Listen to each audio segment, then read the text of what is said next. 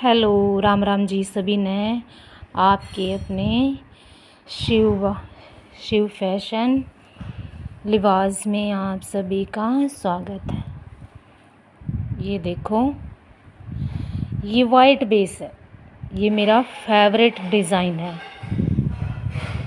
लेकिन ये ज़्यादा हैवी बनवाने लगे ऐसे, ये गोल में, और ये भी बहुत सुंदर, जैसे मैंने पहले एक सूट में दिखाया है।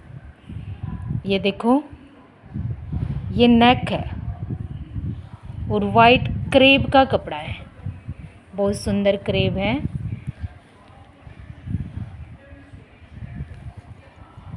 ये देखो, ये घेरे